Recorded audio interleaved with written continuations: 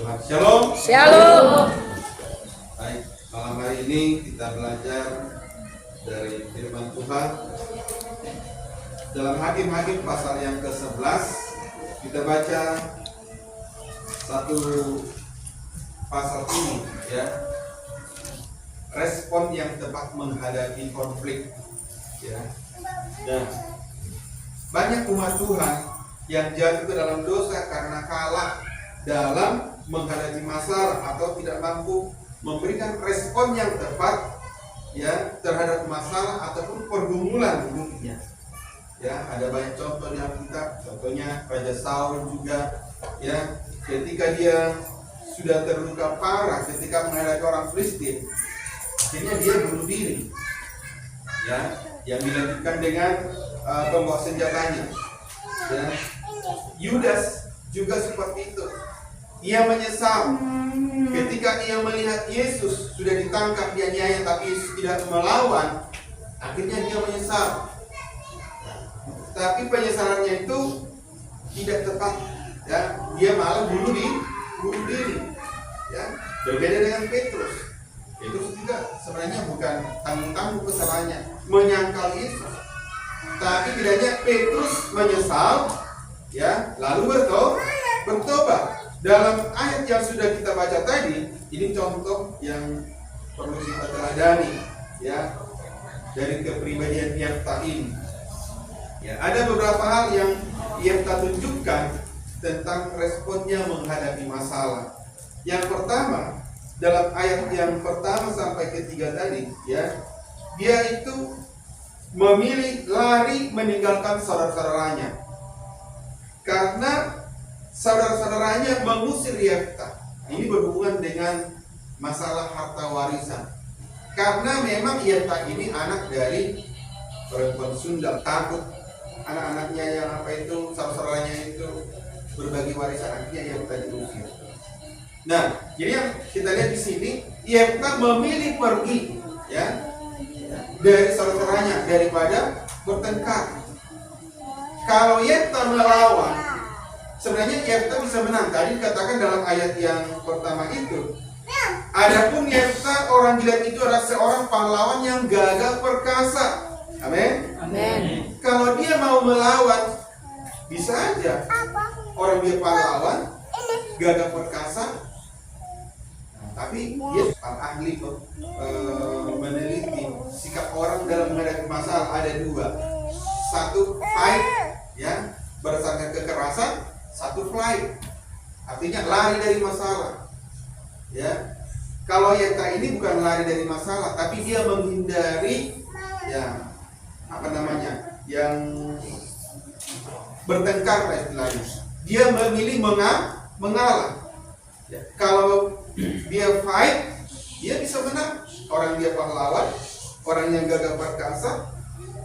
Nah, jadi ini menjadi satu pelajaran bagi kita, ya.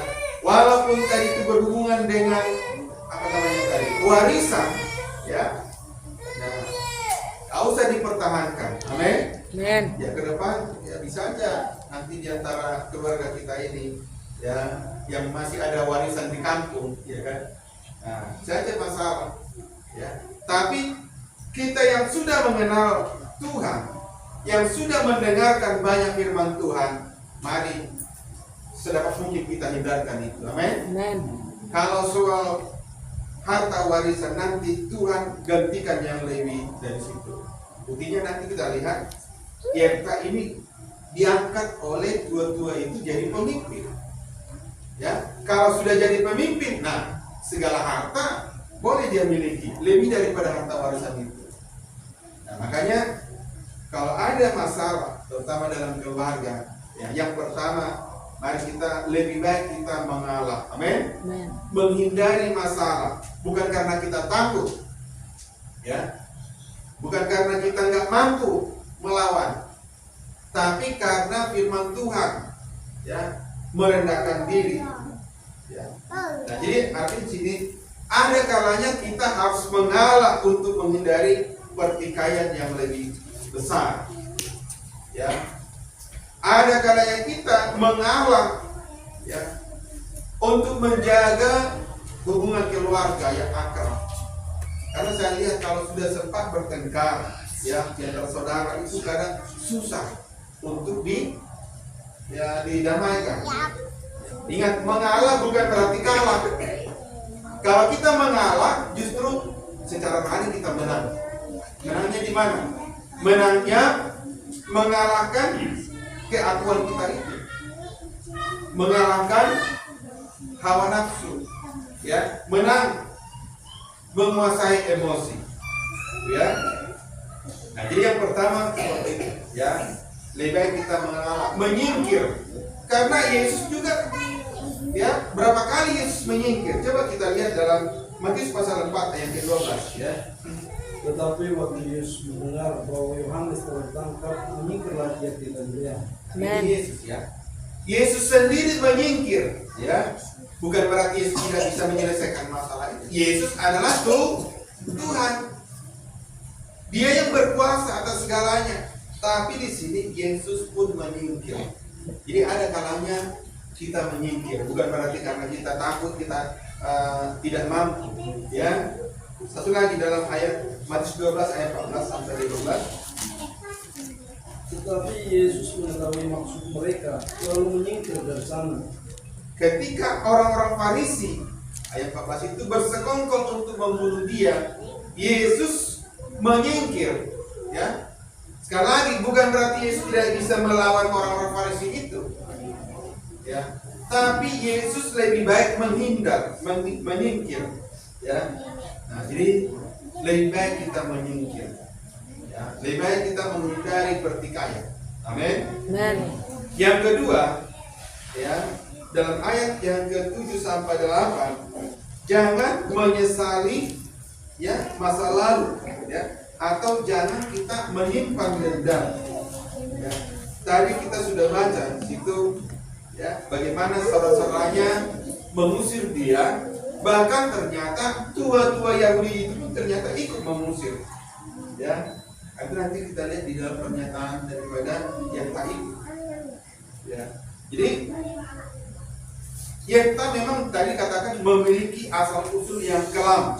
Kelamnya di mana? Karena dia termasuk anak haram, ya, lahir dari perempuan sundal, ya, bukan dari istri sah, ya, makanya dia diusir supaya tidak mendapat warisan tadi.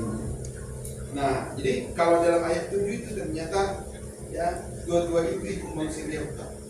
Namun ketika tua-tua itu datang untuk menjemput Yefta untuk menjadi pemimpin perang mereka, karena mereka sedang berperang, ya, melawan Bani Amon.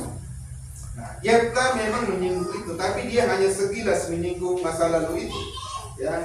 Artinya dia tidak menyimpan dendam, dia tidak menyimpan akar pahit. Nah, jadi Yefta di sini hanya mengingatkan saja, ya.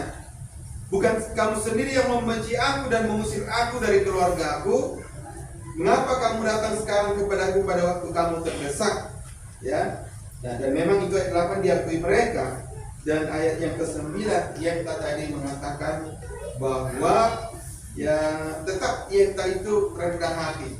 Di situ ada perkataannya, Tuhan menyerahkan mereka kepadaku, ya.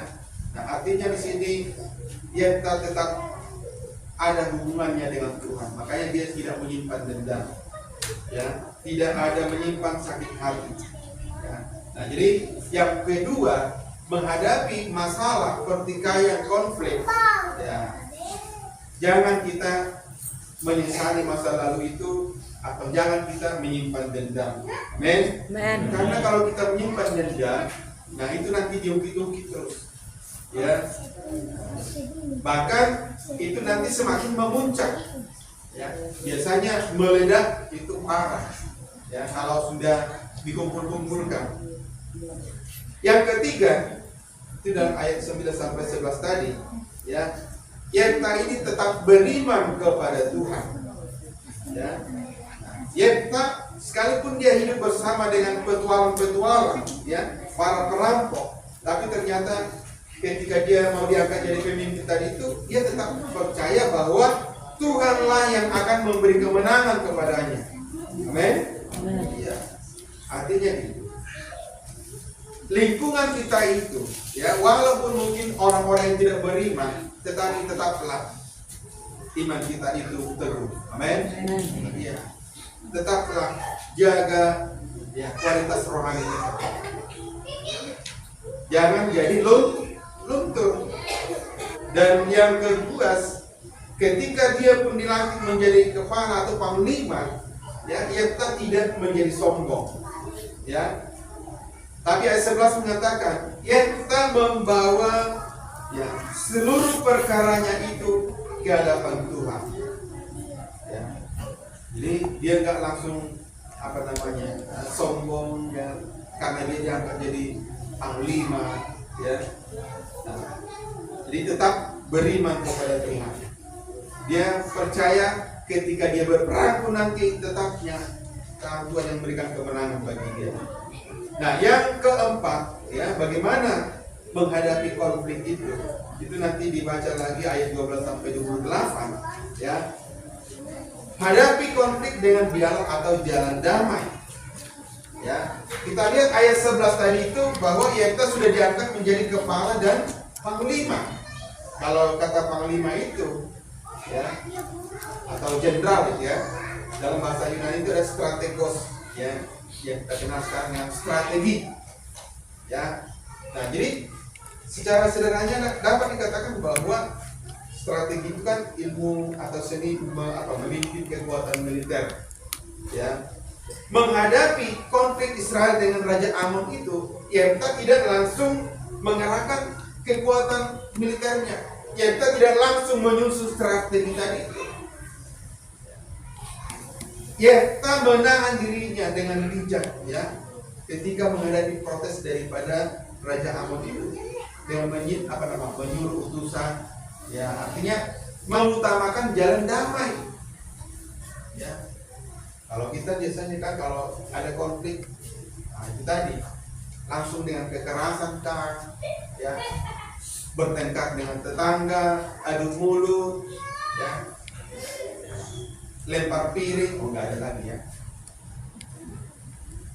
Langsung kekerasan atau, ya, pasang strategi. Tapi Yefta tidak. Ya. Dia mengutus, ya, utusan bagaimana supaya bisa terjadi perdamaian. Ya. Tidak langsung dengan kekerasan, artinya tetap dia dipimpin oleh kasih Tuhan, ya, berusaha untuk berdamai. Nah, itu yang keempat. Yang kelima itu nanti ayat yang ke-29 sampai 30, ya, Yefta itu berjalan dipimpin Tuhan atau Allah, ya. Jadi Yefta berjalan memerangi musuhnya dipimpin oleh Roh Allah, ya. Bahkan dia tetap mengharapkan kemenangan daripada Tuhan. Padahal ayat 1 tadi kita baca, Yefta itu memang pahlawan yang gagah perkasa. Dia tidak mengandalkan kekuatannya, keperkasaannya, ya, tapi mengandalkan kuasa Tuhan. Maka di dalam Zakaria, ya, yang mengatakan bukan dengan kekuatan, bukan dengan, ya, tapi oleh Roh Tuhan. Nah, jadi karena itu juga, ya, karena mengharapkan kemenangan dari Tuhan itu, ya, Yefta sampai bernazar. Ya, tadi kita sudah baca nazarnya. Apa yang pertama keluar dari pintu rumahku akan kupersembahkan kepada Tuhan sebagai korban bakaran. Itu nazarnya. Jadi firman Tuhan, ya, nggak salah kalau memang kita punya pergumulan, ya, pergumulan yang sungguh-sungguh berat, lah kita katakan, ya, buatlah nazarmu. Amin. Tapi kalau pergumulan kecil-kecilan, nggak usah, ya. Artinya ada, ya, kesungguhan di dalamnya, ya. Yefta menghadapi peperangan melawan Raja Amon itu, dia berserah kepada Tuhan. Walaupun dia tadi pahlawan yang gagah perkasa, ya, tetap dia rendah hati, ya, tetap dia mengandalkan Tuhan. Amin. Iya. dia ingin terus dipimpin oleh Tuhan sampai dia katakan nazarnya, ya, jika engkau memberikan aku kemenangan, maka apa yang pertama keluar dari rumahku akan kupersembahkan kepadamu sebagai korban bakaran. Ya, yang keenam, ya, apa yang dilakukan oleh Yefta menghadapi konflik itu, dia bertindak dengan konsekuen. Ya, apa itu konsekuen? Maksudnya sesuai dengan apa yang dia lakukan. Ya, apa nazarnya tadi? Ya, sebelum berperang tadi mempersembahkan apa yang keluar dari rumahnya. Nah, ternyata kita lihat tadi ketika Yefta pulang dengan kemenangan mengalahkan orang Amon, ya, ternyata dia disambut oleh putri semata wayang sekarang. Ya, hanya itunya putrinya, anaknya laki-laki perempuan gak ada lagi. Ya, ternyata itu pula yang keluar. Nah, sampai dia apa yang dikatakan di situ, ya, Yefta itu sepertinya agak gusar, ya. Ya, dia katakan kepada putrinya, ya, anakku, ayat 35, ya. Coba sama-sama kita baca sebagai ayat terakhir, ya. Ayat 35. 2, 3 ya. Demi dilihatnya dia, dikoyakannya lah bajunya sambil berkata, anakku, engkau membuatku hancur dulu, dan kaulah yang mencelakan aku.